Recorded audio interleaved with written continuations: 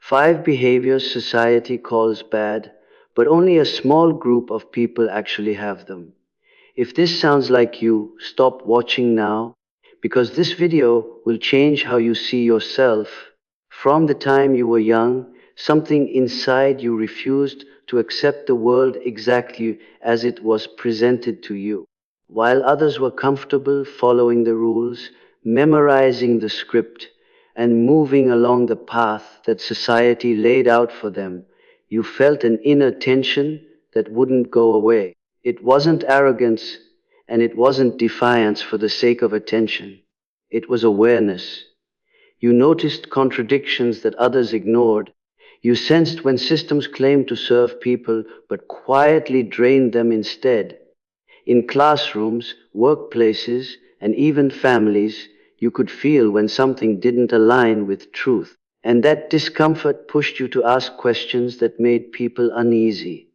In American culture, independence is praised loudly in theory, but quietly punished in practice. We celebrate the idea of the rebel, the innovator, the trailblazer, but only after their ideas have been proven safe, profitable, or convenient. In real time, questioning authority is often labeled as disrespect. Challenging social norms is treated as negativity. You may have been told to stop overthinking, to fall in line, to be realistic, to just do what everyone else is doing and you'll be fine. But deep down, you knew that blindly following systems that felt broken would cost you something far greater than comfort. It would cost you integrity. People who question the system aren't trying to tear everything down. They are responding to an inner compass that reacts strongly to injustice, hypocrisy, and empty tradition. When a rule exists without reason, when a hierarchy demands obedience but offers no wisdom, when success is defined in ways that leave people exhausted and disconnected, chosen individuals feel it immediately.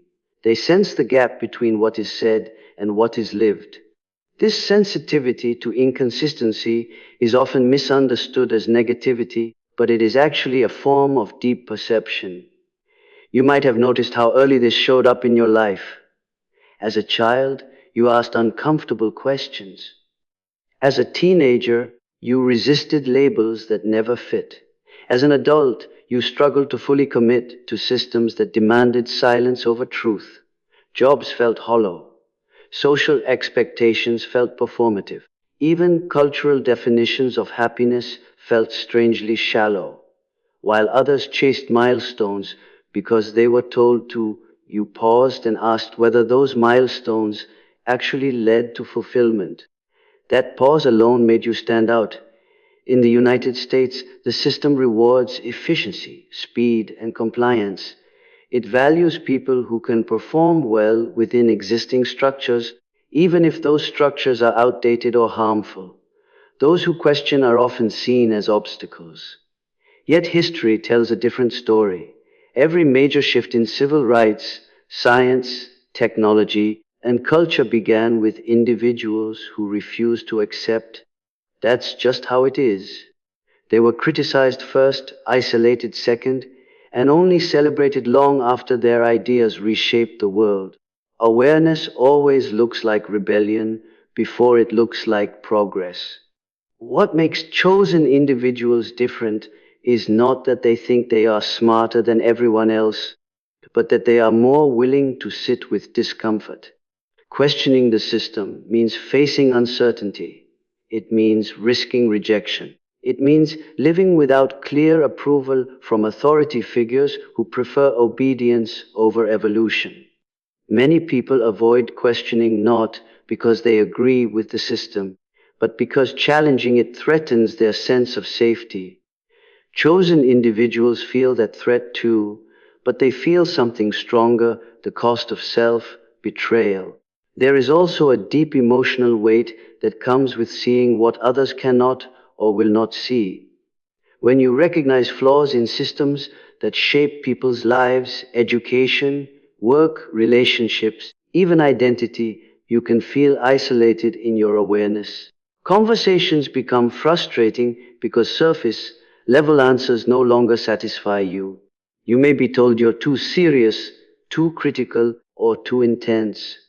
But what's actually happening is that your mind is operating on a deeper level, searching for coherence and meaning in a world that often prioritizes convenience over truth. Questioning authority doesn't mean rejecting all structure. It means demanding that structure serve human dignity rather than suppress it. Chosen individuals are not anti-order, they are anti-false order. They can respect wisdom while challenging power. They can honor tradition while refusing to worship it blindly. This balance is rare, and because it is rare, it is often misunderstood. People may project their own fear of change onto you and label your awareness as rebellion. At times, you may have tried to silence this part of yourself to fit in. You may have forced yourself to accept jobs, relationships, or beliefs that never sat right with your spirit. And each time, something inside you pushed back. Anxiety increased. Motivation faded. A quiet resentment grew. This wasn't because you were ungrateful or difficult. It was because your inner awareness was warning you that you were living out of alignment. For chosen individuals, ignoring truth doesn't lead to peace, it leads to inner conflict. The ability to see deeper flaws and hidden truths is not something you learn from a book or a motivational speech. It's an intuitive intelligence that develops through reflection, emotional honesty, and lived experience. You read between the lines. You sense power dynamics. You notice when language is used to manipulate rather than communicate. This makes you harder to control, and systems built on control do not like people who can see clearly. That's why questioning is discouraged, mocked, or dismissed as negativity. Yet this very awareness is what allows new ideas, ethical leadership, and authentic progress to emerge. Chosen individuals often don't want to lead, but they end up doing so because they refuse to lie to themselves or to others. Their presence alone exposes what is false. Their questions disrupt comfort zones. Their refusal to accept hollow answers forces conversations that matter. Even when they are quiet, their energy challenges the status quo. If you've spent your life feeling like you don't quite belong in the system, it's not because you are failing to adapt. It's because the system is failing to evolve at the pace your awareness demands. Questioning is not a flaw you need to correct, it's a responsibility you carry. It means you are here not just to survive within existing structures, but to help reimagine them. Awareness always comes before change, and those who carry it often walk a lonelier path at first. What the world calls rebellion is often just truth spoken too early. And those who see early are rarely understood by those who are still comfortable not looking. You've probably been told, directly or indirectly, that there's something wrong with how much space you need. People notice when you go quiet, when you cancel plans, when you disappear for a while to be alone. In a culture that glorifies constant connection, nonstop communication, and always being available, your need for solitude can be misunderstood as coldness or emotional distance. But for people like you, solitude isn't avoidance, it's survival. It's how you stay whole in a world that pulls relentlessly at your energy. From the outside, it may look like you're withdrawing from people. From the inside, it feels like you're protecting something sacred. You don't step back because you don't care. You step back because you care deeply, sometimes too deeply, and without space to process what you absorb, you begin to lose yourself. Conversations linger in your mind. Emotions from others settle into your body. Loud environments, constant expectations, and unspoken tensions drain you faster than most people realize. Solitude is not an escape from life, it's how you return to yourself. In American society, being social is often equated with being healthy. Extroversion is rewarded. Hustle culture praises those who are always on, always networking, always visible. Needing time alone is often framed as antisocial or unproductive. You may have felt pressure to explain yourself, to justify why you don't always want to be around people, even people you love. Over time, you might have tried to override this need, pushing yourself to stay engaged when your inner world was begging for rest. And every time you ignored that signal, something inside you paid the price. Chosen individuals experience solitude differently than isolation. Isolation feels empty and painful. Solitude feels grounding, even when it's uncomfortable at first. When you're alone, your nervous system begins to settle. Your thoughts organize themselves. Emotions that were blurred by external noise finally surface with clarity. This is where you reconnect with your values, your intuition, and your truth. Without this space, you don't just feel tired, you feel fragmented. Many people distract themselves from their inner world because they're afraid of what they might find there. Silence can be confronting. It exposes unresolved feelings, unanswered questions, and parts of the self that have been neglected. Chosen individuals don't always enjoy this confrontation, but they're willing to face it. Solitude becomes the place where growth happens, where emotional honesty replaces performance, and where you stop living on autopilot. This willingness to be alone with yourself is not weakness, it's courage. You may have noticed that after spending too much time around others, even in positive situations, you feel overstimulated or emotionally foggy. It's not because the people are wrong or bad, it's because your system processes life at a deeper level. You pick up on tone shifts, unspoken emotions, and underlying tensions. Over time, that accumulation becomes heavy. Solitude allows you to release what doesn't belong to you and to make sense of what does. It's a form of emotional hygiene, even if no one ever taught you that language. People sometimes mistake your silence for judgment or indifference. They don't see the inner activity happening beneath the surface. While you're quiet, you're reflecting, you're integrating experiences, you're recalibrating, you're asking yourself honest questions about what you feel, what you believe, and what you're willing to tolerate. This inner work doesn't always produce immediate external results, but it shapes you in profound ways. It's what allows you to show up authentically rather than reactively. There's also a painful side to needing solitude. It can make relationships challenging. Others may feel rejected or confused when you pull away, especially if they don't understand your inner world. You may struggle with guilt, wondering if you're asking for too much space or failing to meet expectations.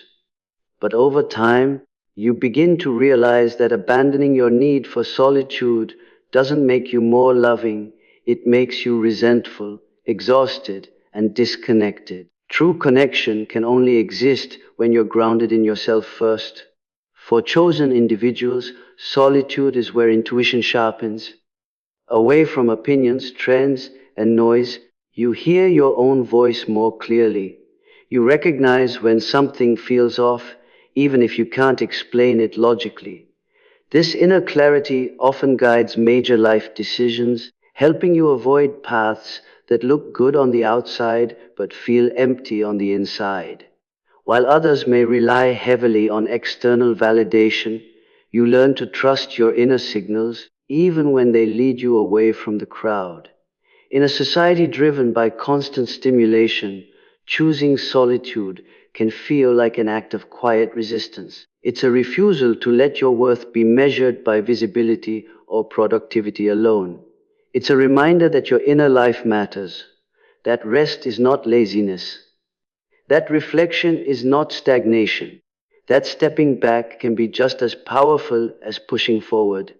You're not running from life, you're preparing to engage with it more honestly. Over time, You may notice that after periods of solitude, you return with more patience, more compassion, and more clarity. You listen better. You react less.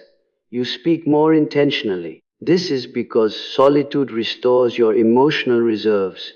It allows you to engage from a place of choice rather than depletion. Without it, you're simply surviving interactions. With it, you're actually present. If you've ever been made to feel guilty for needing space, it's important to understand that your nervous system works differently. You're not designed for constant exposure. You're designed for depth, and depth requires pauses. Just as the body needs sleep to heal, the mind and spirit need solitude to integrate experience. Ignoring that need doesn't make you stronger, it makes you disconnected from yourself. Solitude is not a wall you put up against others. It's a boundary you set to preserve your inner balance. It's how you stay emotionally available without burning out. It's how you remain honest instead of performative. And for those who are chosen to live with depth, awareness, and authenticity, solitude is not optional, it's essential. You've probably heard it more times than you can count. You're too sensitive. In a culture that prizes toughness, speed, and emotional control, feeling deeply is often treated as a flaw that needs to be corrected. From an early age, you may have learned that showing emotion makes people uncomfortable, that intensity should be hidden, and that vulnerability is something to manage rather than honor.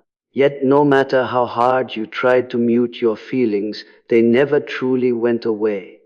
They only waited to be acknowledged. For people like you, emotions don't exist on the surface. They move through your entire being. Joy doesn't just make you smile, it expands you. Loss doesn't just hurt, it reshapes you. Anger doesn't simply flare up, it reveals boundaries that have been crossed. This level of emotional intensity can feel overwhelming in a society that encourages emotional efficiency. Feel it quickly, label it, and move on.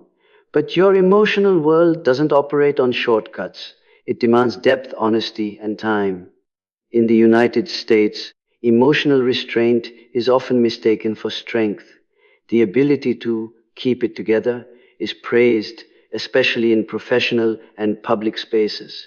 People are taught to compartmentalize, to push through, to stay positive no matter the cost.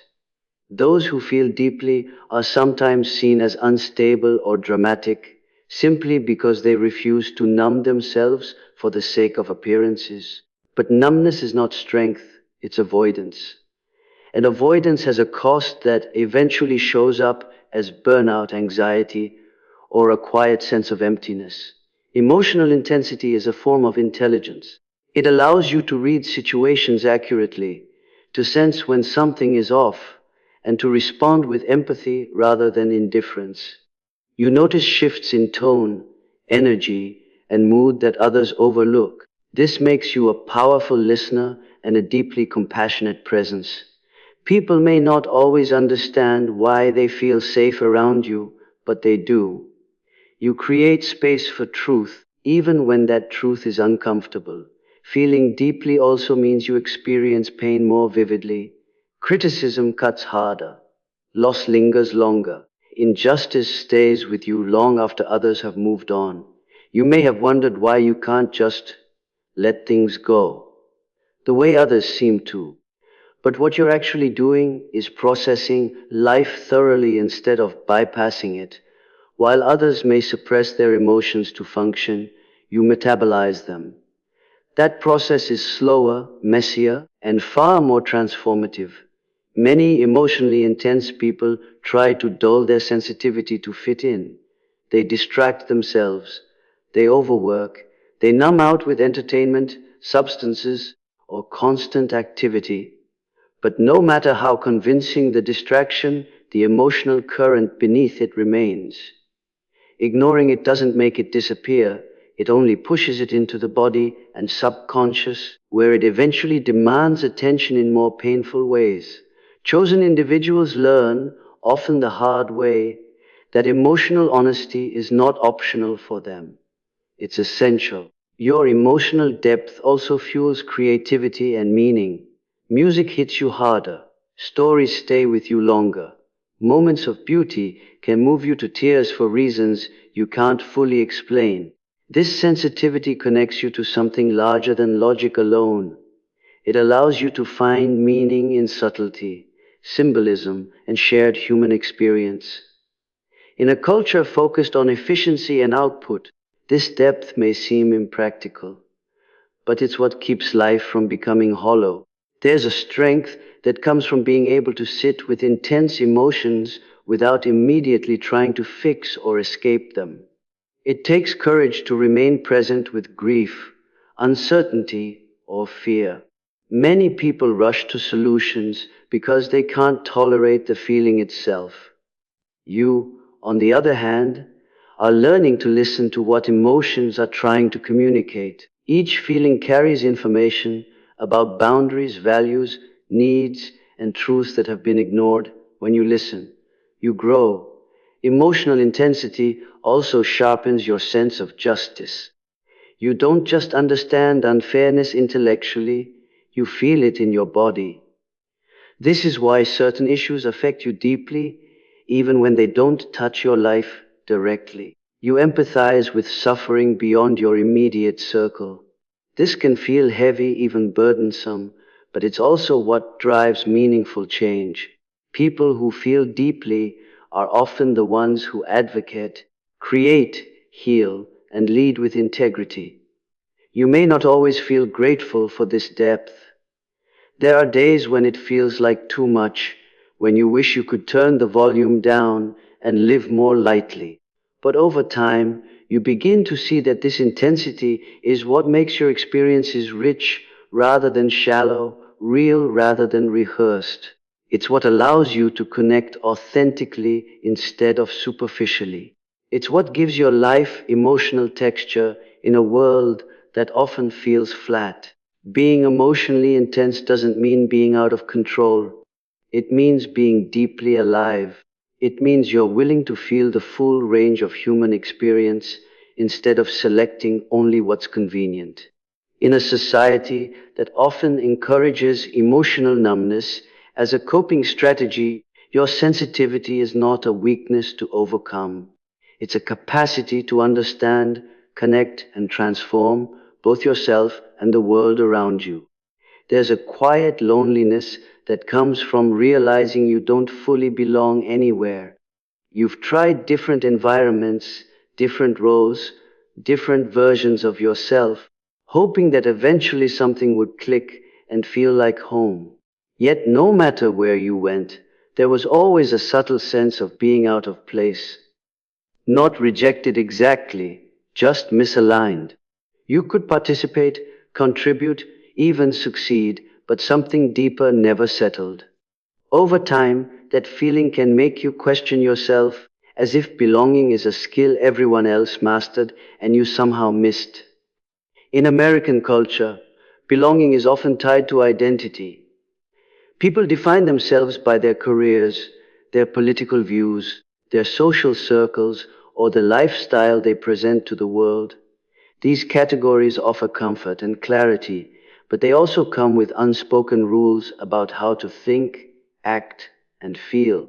You may have noticed that when you try to fully adopt one of these identities, it costs you authenticity. You can wear the mask for a while, but eventually it starts to feel heavy. The parts of you that don't fit begin to push back. Not fitting in isn't always dramatic. Sometimes it's subtle. Conversations feel slightly off. Humor doesn't land the same way. Values don't quite align, even when you agree on the surface. You sense that others are playing roles with confidence while you're still searching for something more real. This can be deeply frustrating, especially when people around you seem comfortable committing to a single version of themselves. You may have wondered why life feels harder for you, why you can't just settle and be content like everyone else.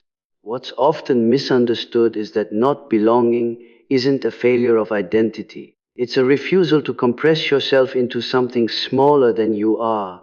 Chosen individuals carry multiple perspectives at once.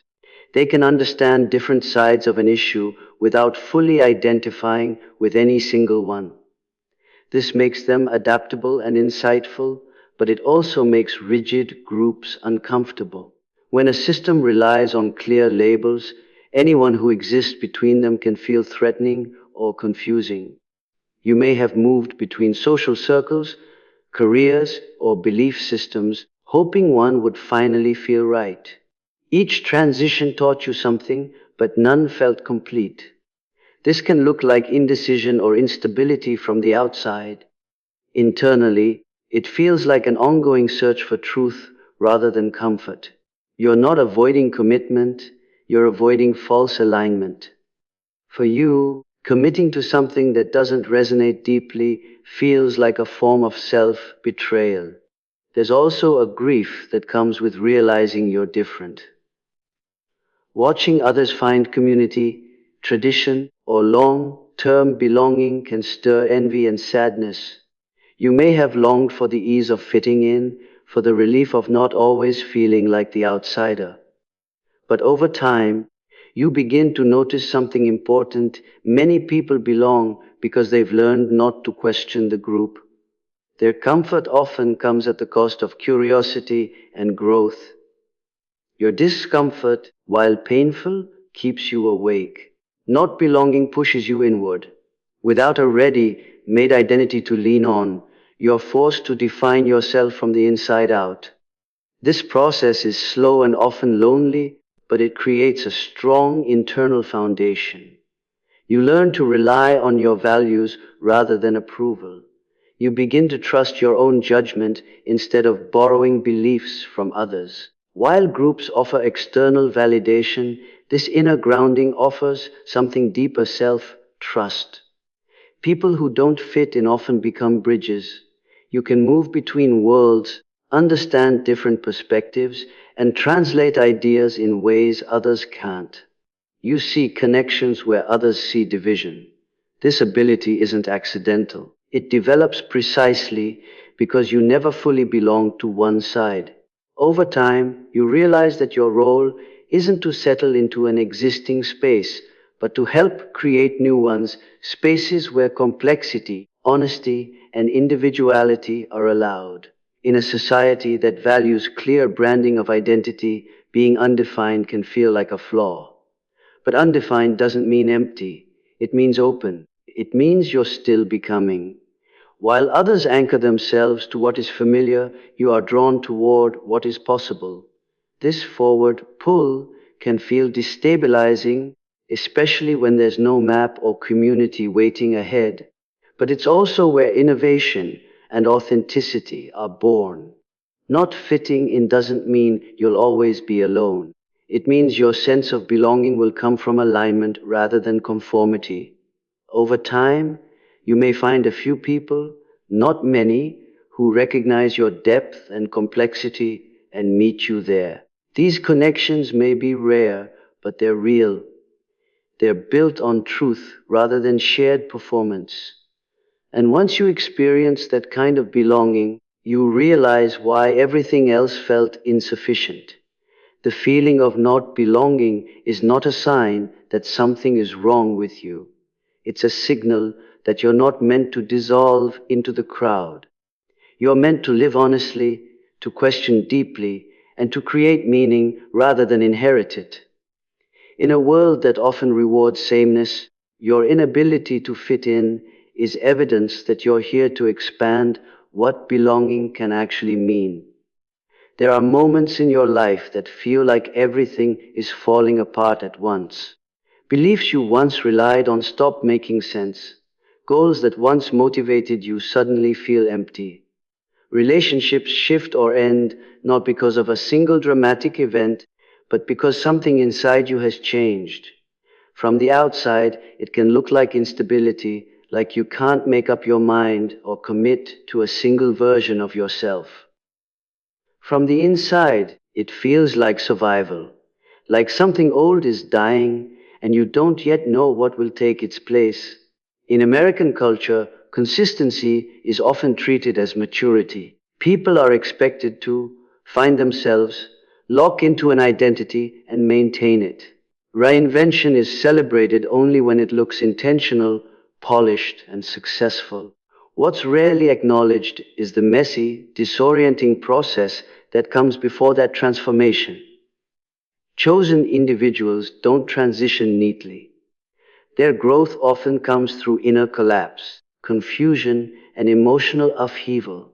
These moments aren't signs of failure, they're signs of deep internal change.